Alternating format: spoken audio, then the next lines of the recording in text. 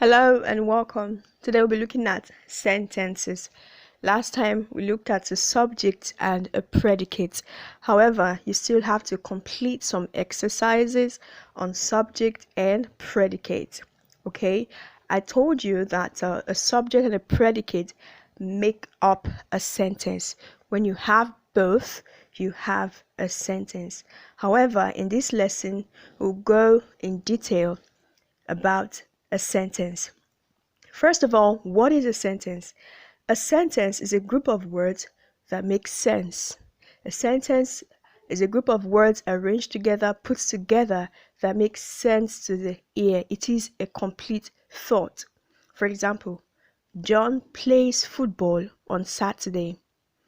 John plays football on Saturday. The sun rises in the east.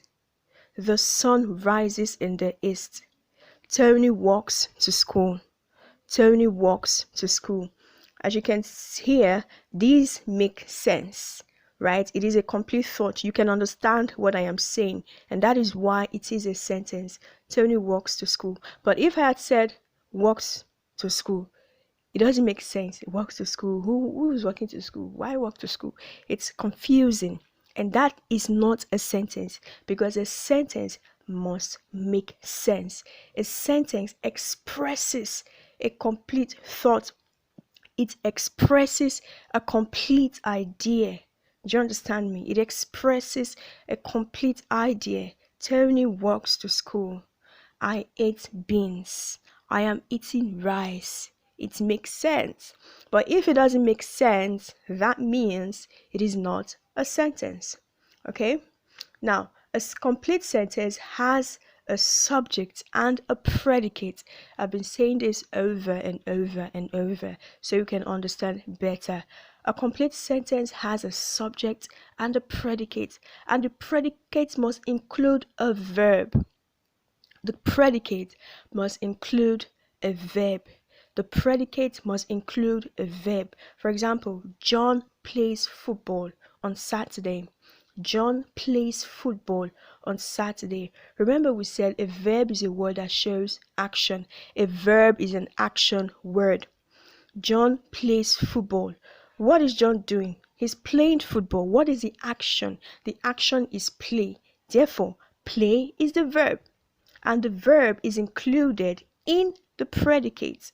Okay, because we said that a subject is a noun that is doing the action. A subject is a noun that is doing the main verb. In this case, the subject is John. And what is John doing? John is playing football. John is playing football. Therefore, John is the subject. Play is the verb. Plays football on Saturday is the predicate. However, the main verb is included in the predicates. Okay, now let's look at more examples. I said before, the sun rises in the east. The sun rises in the east. What is rising? What is performing the action? The sun. Therefore, the sun is the subject. Rises in the east is the predicate. More examples. Tony walks to school. Tony walks to school. Who walks to school? Tony. Tony is the subject. What is the verb? What is Tony doing? Walk. Tony is walking. Tony walks. Therefore, walks is the verb, while the predicate is walks to school. So when we have a subject and a predicate together, we have a complete sentence. Okay? Like I said before, a subject is a noun that is doing the main verb, while the main verb is what the subject is doing, like I've explained before. Also, remember that the first word of a written sentence has a capital letter.